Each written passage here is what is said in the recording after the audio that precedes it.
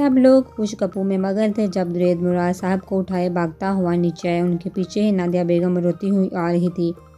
سب ان کی طرف متوجہ ہوئے اور حیران رہ گئے۔ شایان پریشان ہوتا باقاعدہ درید کے پاس آیا اور اسے سہارا دیا۔ کیا ہوا بابا کو؟ بے چینی سے پوچھا۔ ہارٹ اٹیک ہوا ہے، گاڑی نکالو جلدی، درید چیخا۔ اس کی بات سن کے افرا بھی پریشانی سے اسٹیج سے نیچے اتر آئی۔ شایان حواس بہتا سا گاڑی نکالنے لگا۔ امرین تم افرا کو روم میں لے جاؤ اور مہمانوں کو بھی دیکھ لینا۔ نادیہ بیگم روتے ہوئے ملازمہ کو ہدایت دیتی گاڑی میں بیٹھ گئی۔ وقار صاحب اور ان کے گھر والے کل ہی واپس چلے گئے تھے اور آج بھی نہیں آئے تھے۔ درید مراد صاحب کو گاڑی میں بٹھاتا خود بھی گاڑی میں بیٹھا تو شایان نے گاڑی سٹارٹ کر دی۔ ان کے جاتے ہی امرین نے مہمانوں سے معذرت کی، کھانا تو وہ لوگ کھا چکے تھے۔ سو مراد صاحب کی صحت یابی کی دعا کرتے گھروں کو چلے گئے۔ امرین افرا کو ساتھ لے کر اس کے روم میں چلی گئی۔ مراد صاحب کی خراب طبیعت پہ سب اتنے پریشان تھے کہ کسی کا بھی دھیان ساوی پر نہیں گیا۔ وہ مراد صاحب کو لیے ہاسپٹل پہنچے۔ انہیں ایمرجنسی میں لے جایا گیا اور ڈاکٹر نے ٹریٹمنٹ شروع کر دیا۔ وہ سب باہر موجود تھے۔ شایان پریشانی سے ٹہل رہا تھا جبکہ نادیہ بیگم خدا پاک سے مراد صاحب کی صحت کی دعا مانگ رہی تھی اور درید سر ہاتھوں میں گرائے بیٹھا تھا۔ یہ سب اسی کی وجہ سے تو ہوا تھا۔ پہلے ساوی چھوڑ کر چلے گئے اور اب مراد صاحب کی صحت خراب ہو گئی تھی صرف اسی کی ایک غلط فہمی کی وجہ سے۔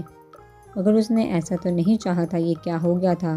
اس کا ذہن سمجھنے سے عاری تھا۔ شایان آہستہ سے قدم اٹھاتا نادیہ بیگم کے پاس آ بیٹھا۔ وہ انہیں کندھے سے لگائے حوصلہ دینے لگا۔ تقریباً 1 گھنٹے بعد ڈاکٹر نرس کے ساتھ باہر آئی تو درید بھاگتا ان کی جانب لپکا۔ کیا ہوا؟ کیسے ہے چچا جان؟ اس کے لہجے میں بے تابی تھی۔ I am sorry, he is no more, doctor نے پیشہ ورانہ انداز میں اطلاع دی۔ اس کا کندھا تھپتھپاتے آگے بڑھ گئے جبکہ ان کو ایسا لگا جیسے پاؤں کے نیچے سے زمین نکل گئی ہو۔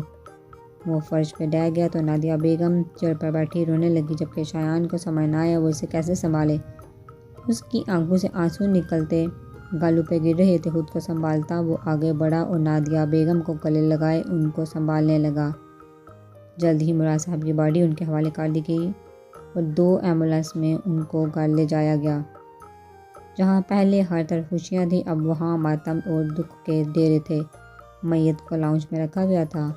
رشتہ داروں کو اطلاع کر دی گئی تھی سو سب لوگ حیران و پریشانی سے چلے آ رہے تھے۔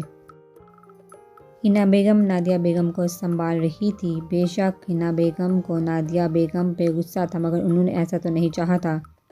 انہیں نادیہ بیگم کی تکلیف کا احساس تھا۔ جب جیون ساتھی بچھڑ جائے تو کیسا محسوس ہوتا ہے۔ ایک عورت کا دکھ دوسری عورت اچھے سے سمجھ سکتی ہے۔ افرا بھی باہر چلی آئی تھی۔ اس کے ساتھ امرین بھی تھی۔ وہ بری طرح رو رہی تھی۔ آنیہ کے بھی آنسو نہیں تھم رہے تھے مگر وہ افرا کو ساتھ لگائے اسے سہارا دے رہی تھی، دلاسے دے رہی تھی۔ بہت کم وقت میں ہی مراد صاحب کو افرا اپنے باپ کی طرح چاہنے لگی تھی۔ ان کی جدائی کا غم فطری تھا۔ حنا بیگم نے ساوی کے بارے میں پوچھا مگر کسی کے پاس کوئی جواب نہ تھا۔ کوئی جانتا ہی نہیں تھا کہ وہ کہاں ہے تو جواب کہاں دیتے۔ لوگوں میں چہمگوئیاں شروع ہو گئی تھی کہ ساوی گھر سے بھاگ گئی۔ اس لیے باپ برداشت نہ کر سکا اور موت کو گلے لگا بیٹھا۔ جتنے منہ اتنے باتیں تھی۔ نادیہ بیگم چپ بیٹھی سب کی باتیں سن رہی تھی۔ افرا کو سمجھ نہیں آ رہی تھی کہ لوگوں کو کیا جواب دے۔ اس کی ساوی ایسی نہیں تھی مگر پھر ساوی کہاں تھی؟ وہ جتنا سوچتی الجھتی جاتی۔ بالآخر جنازہ اٹھانے کا وقت بھی آ گیا اور کلمہ پاک پڑھتے ہوئے انہیں تدفین کے لیے لے جایا گیا۔ نادیہ بیگم کی حالت بہت خراب تھی۔ ایک تو بچی کی جدائی اوپر سے سر کا سایہ بھی چلا گیا تھا۔ وہ بار بار بے ہوش ہو رہی تھی۔ حنا بیگم اپنی فیملی کے ساتھ آج وہیں رک گئی تھی کہ اس مشکل وقت میں اپنے ہی ساتھ دیتے ہیں۔ مراد صاحب کو آخرت کے سفر پر روانہ کر کے درید اور شایان گھر واپس آ چکے تھے جبکہ اشر اپنے کام میں چلا گیا تھا۔ وقار صاحب بھی ان لوگوں کے ساتھ گھر واپس آ گئے تھے۔ وہ سب لوگ لاؤنج میں بیٹھے تھے۔ شایان نے دیکھا سب تھے بس ساوی نہیں تھی۔ ساوی کہاں ہے؟ شایان نے افرا سے پوچھا۔ پتہ نہیں بیٹا، وہ تو صبح سے نہیں دکھی اور اب تو رات ہو گئی ہے، اگلا دن نکلنے والا ہے۔ سب لوگ پوچھ رہے تھے اس کا۔ کچھ لوگ تو باتیں بھی کر رہے تھے کہ ساوی بھاگ گئی ہے اس لیے بھائی صاحب کو ہارٹ اٹیک ہوا۔ اس سے پہلے کہ افرا کچھ بولتی حنا بیگم کی زبان فڑ فڑ چلنے لگی۔ کیا بکواس ہے یہ؟ ساوی نیچے ہو، کہاں ہو تم؟ وہ غصے سے بولتا ساوی کو آوازیں دینے لگا اور دریت زمین کو گھڑنے لگا۔ ساوی نہیں ہے، میری بیٹی چلی گئی، مجھے اس پر یقین نہ کرنے کی اتنی بڑی سزا دے گئی۔ نادیہ روتے ہوئے بڑبڑانے لگی، یہ آپ کیا کہہ رہی ہیں ماما؟ کہاں چلی گئی؟ کیسی سزا؟ وہ ان کے پاس گھٹنوں کے بل بیٹھتا پوچھنے لگا، دریت بتاؤ کہاں ہے میری بچی؟ کیوں چھوڑ گئی وہ؟ بتاؤ کہ میں نے تم پر اعتبار کیا، اس پر نہیں۔ نادیہ بیگم دریت کی طرف دیکھتی ہوئی بولی، جو زمین کو گھو رہا تھا۔ نادیہ بیگم کی آواز پہ اس نے سر اٹھایا اور سپاٹ چہرے سے بولنا شروع کیا۔ جیسے جیسے وہ بولتا گیا ویسے ویسے سب کے چہرے کے رنگ اترتے گئے۔ کسی کو یقین نہیں آ رہا تھا کہ دریت بھی یہ سب کر سکتا ہے۔ شایان کا کٹو تو جسم میں لہو نہیں کہ مصدق دنگ کھڑا تھا۔ اپنی خوشیوں میں وہ اپنی بہن کو کیسے بھول گیا، اپنی لاڈلی بہن کی خاموشی کو اس نے نظر انداز کر دیا تھا اور نتیجہ اس کے سامنے تھا۔ اس کی بہن کتنی تکلیف اور اذیت میں تھی اور وہ اپنی زندگی کی نئی شروعات کر رہا تھا۔ اس کا دل کیا ہر جگہ آگ لگا دے۔ وہ بپھڑا سا دریت کی طرف بڑھا اور اس پہ ٹوٹ پڑا۔ لاتیں، گوزے اور تھپڑوں کی برسات کر دی اس نے دریت پر، مگر دریت نے اب تک نہیں کیا کہ ہاں اس سے گناہ ہوا تھا۔ جس کی سزا بھی ملی تھی اس کو دریت چپ کر کے مار کھاتا رہا۔ اس نے کوئی جوابی کارروائی نہیں کی۔ اس کے منہ سے خون نکل رہا تھا۔ بس کرو، مار دو گے کیا؟ خدا کے لیے بس کرو۔ نادیہ بیگم شایان کا بازو پکڑتے ہوئے بولی۔ کسی اور میں ہمت ہی نہیں تھی کہ شایان کو روکتا۔ سب دریت کی بات سن کے شوق میں تھے۔ ساوی کے ساتھ اتنا سب کچھ ہو گیا اور کسی کو پتہ بھی نہیں۔ افرا اور آنیہ باقاعدہ رونے لگی تھی، جبکہ ہنا بیگم اپنی جگہ بیٹھی رہ گئی تھی۔ انہیں ساوی پہ ترس آیا۔ ہاں مار دوں گا اسے، میری بہن کی زندگی اجاڑ دی اس نے، پتہ نہیں کہاں چلی گئی ہے۔ وہ شایان دریت کو غصے سے گھورتا دوڑا جو نادیہ بیگم کے پاس کھڑا تھا اور نادیہ بیگم اس کا چہرہ صاف کر رہی تھی۔ کوئی زندگی برباد نہیں ہوئی اس کی، دریت کے نکاح میں ہے وہ بچپن سے ہی، جائز بھی ہے وہ اس کی، نادیہ بیگم نے درستگی سے کہا، اور اس نے انکشاف پر وہ سب حیرت کی زیادتی سے کنگ رہ گئی۔ کوئی نہیں جانتا تھا، اس بارے میں حیران ہونا فطری تھا۔ یہ آپ کیا کہہ رہی ہیں؟ شایان کی حیرت سے ڈوبی آواز آئی۔ سچ کہہ رہی ہوں، اور اگر سزا دینی ہے تو مجھے دو۔ میں نے ایک بار بھی اس کی بات نہیں سنی اور اس پہ اپنا فیصلہ تھوپ دیا۔ کل ہی تو میں نے ساوی کو بتایا تھا کہ وہ دریت کی بیوی ہے۔ اگر دریت ہی اس کا گنہگار گار تھا تو وہ کیوں گئی؟ نادیہ بیگم مسلسل رو رہی تھی۔ اتنی بڑی بات ہوگی ماما، اور آپ نے مجھے بتانا ضروری نہیں سمجھا؟ کیا اس لائق بھی نہیں سمجھتی آپ مجھے؟ کیوں کیا ایسا؟ اس معصوم کی کیا غلطی تھی؟ شایان نے بے بسی سے پوچھا اور پھر یکدم ایک فیصلہ کیا۔ افرا اپنا سامان لے کر آؤ، ہم یہاں نہیں رہیں گے۔ جس گھر میں میری بہن کی عزت نہیں، اس پر اعتبار نہیں، میں وہاں ہرگز نہیں رہوں گا۔ اس نے دو ٹوکر الفاظ میں افرا سے کہا جو باقی سب کی طرح شایان کے فیصلے پر پریشان ہو گئی تھی۔ یہ کیا کہہ رہی ہو تم لوگ کہیں نہیں جاؤ گے؟ میں قصوروار ہوں، میں چلا جاتا ہوں۔ دریت نے آگے بڑھ کر اسے روکنا چاہا۔ صرف تم ہی نہیں، ماما بھی قصوروار ہیں، جنہوں نے تم پر یقین کیا، اپنی بیٹی پر نہیں، اور وہ گھر چھوڑ کر چلی گئی۔ تم یہاں کیوں کھڑی ہو؟ جاؤ پیکنگ کرو۔ دریت سے کہتے شایان افرا کی طرف پلٹا جو ابھی تک وہیں کھڑی تھی۔ شایان کی دوڑ پر بھاگتی ہوئی روم میں گئی اور پیکنگ کرنے لگی۔ نادیہ بیگم شایان کے اس فیصلے سے ٹوٹ سی گئی تھی۔ کہاں کل تک اس گھر میں خوشیاں کا راج تھا اور آج وہاں ماتم بچھا ہوا تھا۔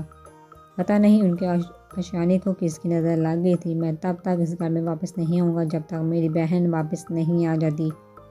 اسے میں ڈھونڈ ہی لوں گا، اور اگر میری بہن آپ دونوں کو معاف کر دے تو میں بھی آپ کو معاف کر دوں گا۔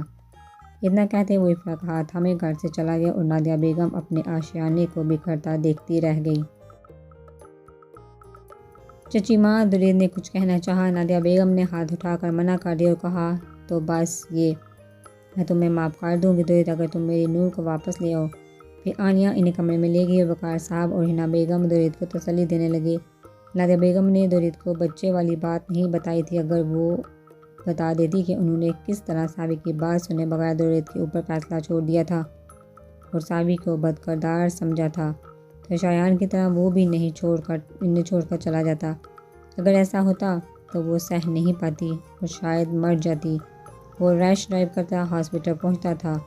گاڑی کو پارکنگ میں پارک کرتے وہ تیزی سے اندر کی جانب بھاگا۔ ریسیپشن سے ساورا نور نامی پیشنٹ کا پوچھا تو دوسری منزل کا بتایا گیا۔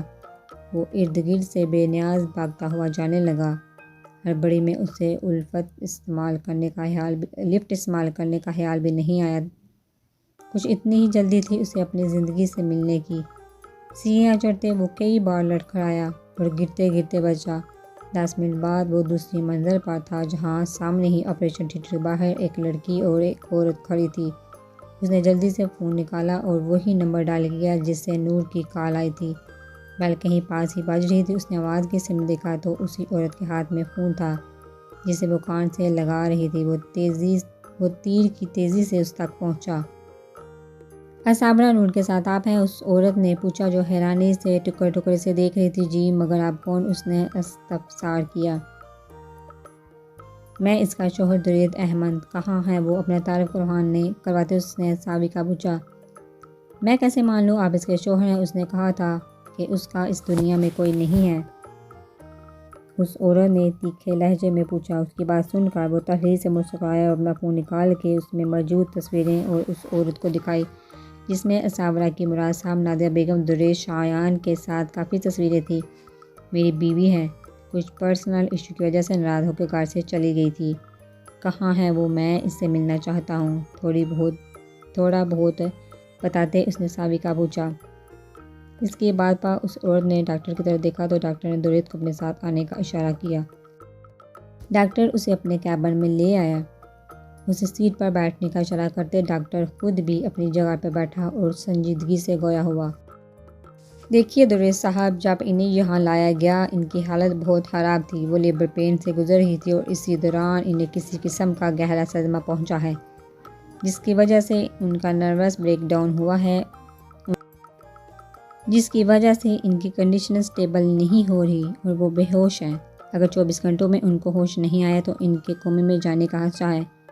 یہ بھی ہو سکتا ہے کہ ان کی میموری یا آئز افیکٹ ہو۔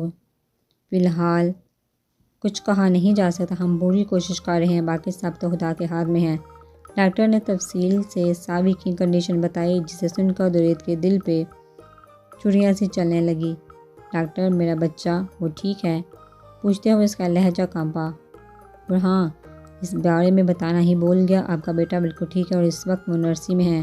اب جا کے دیکھ سکتے ہیں، بیبی بالکل ٹھیک ہے۔ ڈاکٹر نے اسے تسلی دی تو وہ گہرا سانس بھر کر رہ گیا۔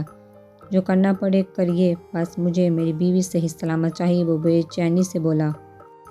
آپ فکر مت کریں، خدا نے چاہا تو سب ٹھیک ہو جائے گا، باقی آپ دعا کریں، دعاؤں میں بہت طاقت ہوتی ہے۔ ڈاکٹر نے پیشہ ورانہ مسکراہٹ سے جواب دیا۔ میں بیبی سے مل کر آتا ہوں اور میں یہی ہوں، کوئی بھی بات ہو تو مجھے بتائیے گا۔ وہ کرسی سے اٹھتا ہوا بولا۔ جی ضرور، ڈاکٹر نے درید سے ہاتھ ملاتے کہا تو وہ مصافحہ کرتا باہر نکل گیا۔ وہاں سے ہوتا سیدھا نرسری میں آیا تھا جہاں کافی بچے موجود تھے جن میں سے کچھ کو انکیوبیٹر میں رکھا گیا تھا۔ نرس کے ہمراہی میں وہ ایک جھولے کے پاس رکا تھا جس میں ایک کمبل میں خوبصورت سا بچہ لپٹا ہوا تھا اور جھولے کے سائڈ پہ ایک کارڈ لٹکا ہوا تھا جس پہ ساورا نور کا نام لکھا ہوا تھا، مطلب وہ اسی کا بیٹا تھا۔ اس نے نرمی سے اس بچے کو اٹھا کے اپنے سینے سے لگایا تھا، اس کے احساس کو محسوس کرنے لگا تھا۔ اس کی آنکھوں سے آنسو گرنے لگے تھے۔ یہ احساس ہی جان لیوا تھا کہ اگر اس کے بچے کو کچھ ہو جاتا تو کتنی دیر سے اسے پتہ چلا تھا کہ وہ باپ بننے والا ہے، اور اب وہ اس کے پاس تھا، اس کے دل کے قریب سا رکھے وہ سو رہا تھا۔ وہ خدا کا جتنا شکر ادا کرتا کم تھا کہ اسے اس کی بیوی اور بچے سے ملا دیا۔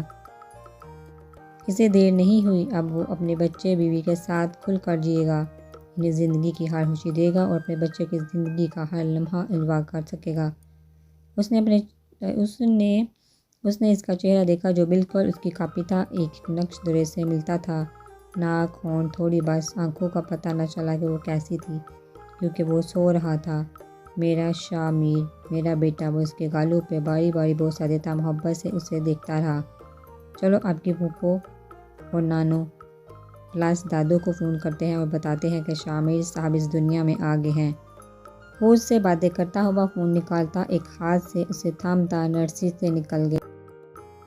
سابی کو روم میں شفٹ کر دیا گیا تھا مگر ابھی بھی اسے ہوش نہیں آیا تھا۔ افرا اور نادیہ بیگم کو اس نے کال کر کے بس اتنا ہی بتایا تھا کہ سابی نیل گئی ہے اور وہ اسے لے کر آ جائے گا۔ اور شامر کو اٹھائے روم میں اور سابی کے پاس ہی بیڈ پر بیٹھ گیا۔ اس کے چہرے پر ایک سکون سا تھا جس سے اب اسے کوئی پریشانی نہ ہو۔ وہ بے فکری سے گہری نیند میں تھی۔ دوریت جب تک اس کا چہرہ دیکھے گیا 9 مہینے بعد اسے دیکھ رہا تھا اور اس کا دل ہی نہیں کر رہا تھا اس کے چہرے سے نظر ہٹانے کا۔ اس کی دید کی پیاس تھی کہ بجھ ہی نہیں رہی تھی۔ شامر کو سنبھالتا وہ دھیرے سے جھکا اور سابی کی پیشانی پہ اپنی جائز محبت کا نشان چھوڑ گیا۔ جلدی سے ہوش میں آ جاؤ، اتنی سزا کافی ہے نا، اب تو ناراض نہیں ہوگی نا؟ پلیز اب نہیں رہا جاتا تم سے دور، تمہارے بغیر میرا وقت کیسے گزرا ہے میں ہی جانتا ہوں۔ وہ اس کے کان کے پاس جھکا، اس کے کان میں سرگوشی میں بول رہا تھا۔ جب سابی کے وجود میں کوئی حرکت نہ ہوئی تو وہ گہرا سانس بھرتا سیدھا ہوا اور شامر کو دیکھا جو گہری نیند میں تھا۔ ایک بار بھی اٹھ کر رویا نہ تھا۔ وہ اس سے بیبی کاٹ میں ڈالتا خود بھی پاس رکھی چیئر پر بیٹھ گیا، اس کی پشت سے ٹیک لگا کر آنکھیں موند لی۔ سابی کے جانے کے بعد اس کے دن رات بس پچھتاوے کی نظر ہو گئے تھے۔ اسے ڈھونڈنے کے لیے اس نے حیدر کو ہائر کیا تھا مگر جانے اس سے زمین کھا گئی تھی یا آسمان کے وہ کہیں نہیں ملی تھی۔ جبکہ افرا کے گھر میں شفٹ ہو گئے تھے اور شایان نے جاب ڈھونڈ لی تھی اور ساتھ میں سابی کی تلاش بھی جاری رکھی تھی مگر دوریت کی طرح وہ بھی ناکام اور نامراد تھا۔ ان دکھوں کے دنوں میں بہار تب آئی تھی جب شایان کو باپ بننے کی خوشخبری ملی تھی۔ وہ بہت خوش تھا، اس کا ذہن کچھ پرسکون ہوا تھا۔ باپ بننے کا احساس ہوتا ہی انوکھا ہے کہ انسان اپنی ہر تکلیف بھول جاتا ہے۔ 9 ماہ گزرنے کے بعد اسے سابی کی خبر مل گئی تھی اور اب وہ اس کے پاس تھا۔ بس اسے ہوش آ جاتا پھر وہ اس سے اپنے ساتھ خوشیوں بھرے جہاں میں لے جاتا جہاں کوئی غم نہ ہوتا۔